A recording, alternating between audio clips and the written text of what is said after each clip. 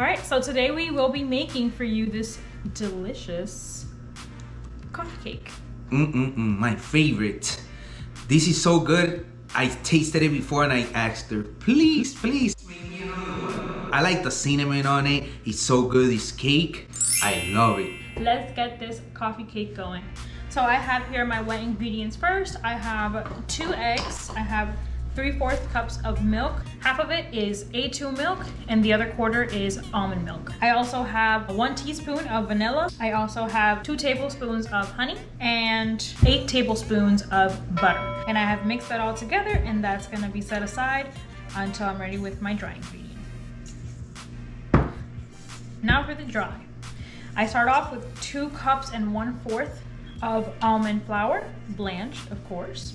I'm going to add 1/2 teaspoon of baking soda. Okay. You want 1/4 teaspoon of salt. You want 1/3 cup of sugar. And here we're using a monk fruit, my favorite. I use the golden. Okay, and you're gonna want 2 teaspoons of baking powder.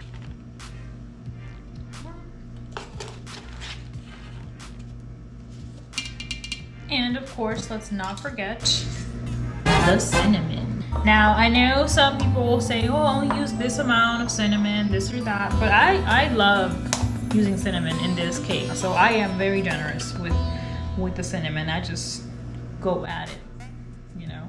Some people suggest 1 teaspoon, but I'm like, let's go ahead and go 2, maybe even 3, I don't know.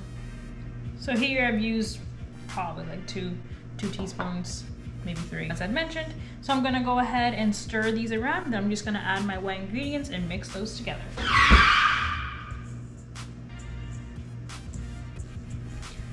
I'm gonna make sure everything is mixed well.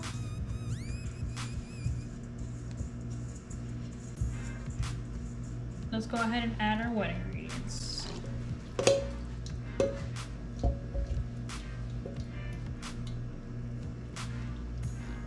You're just gonna mix until it's a nice batter.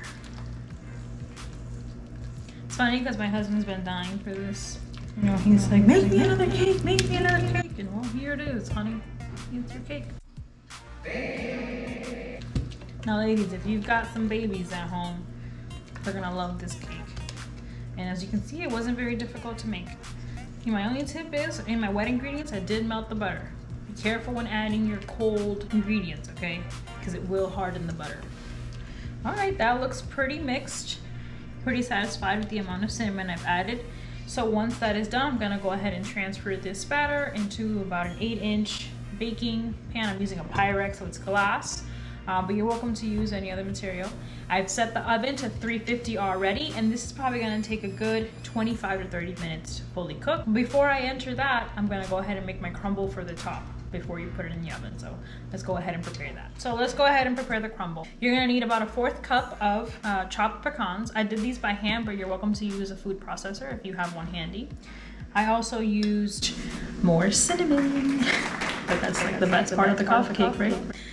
So I used here about 3 teaspoons again. Here I used 1/3 cups of sugar.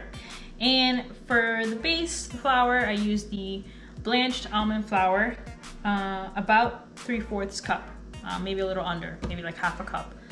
So I'm gonna mix these all together. Sometimes almond flour can get a little clumpy. Awesome, and I actually think I'm gonna add a little more cinnamon. So I want it to be a little darker in color. Alright. Okay. I'm gonna finish adding my pecans. There we go.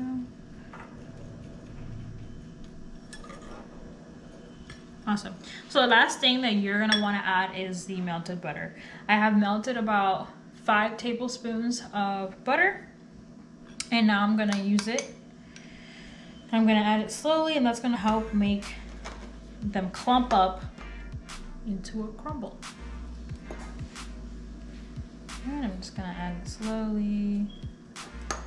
All right, and I'm gonna mix it. And let it get all clumpy like that. That's what you're looking for. Oops.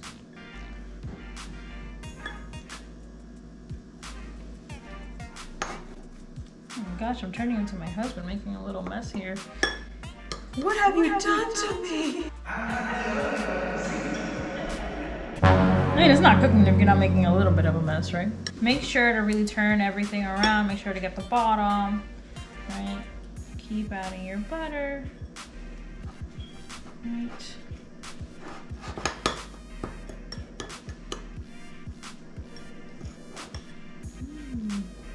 Look at that. Like I said, make sure to get everything in there. Still got some butter left, so I can crumble this up some more. Now you don't have to use all the butter. If you feel like, oh, I like my crumble where it's at, then you're good to go. Once you're finished, you're gonna add your crumble on top of your cake.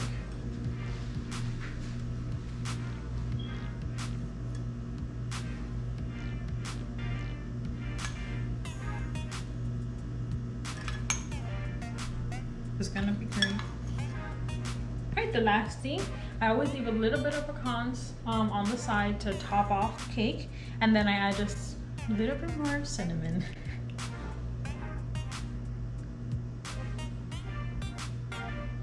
And now it's ready for the oven. And so we are done cooking it. Like I told you, it was about 25 to 30 minutes in the oven. I checked it about halfway through just to make sure everything was good. And it came out with a nice, beautiful color. I'm really happy with the color. As you can see, you can still see the crumble on top, you can still see the pecans. So I am really excited to try it. And it smells like a bakery in here. Awesome. So let's try.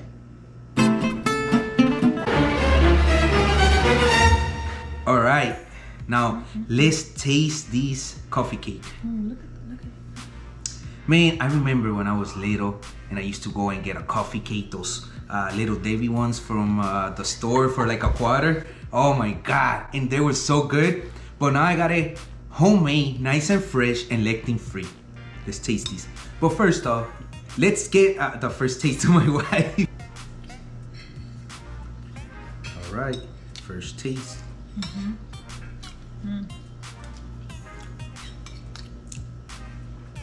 And it's so good. You know why it's good?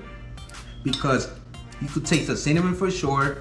You could taste a little bit of sweetness, but not too much because we want to stay off from a lot of sugar, right? But this monk sugar, monk fruit sugar, is really good. Yes, I absolutely love it. Whenever I'm doing a recipe, because I know that I'm using monk fruit, I tend to go under right on the sugar because it tends to be sweeter than regular sugar, than sugar cane, surprisingly. But it's so delicious and it's much better for you.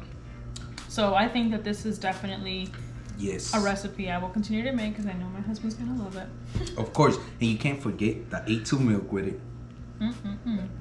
Or almond milk or coconut milk, whatever your preference. Right, keep that gut happy, right? Yes, let's keep that gut happy.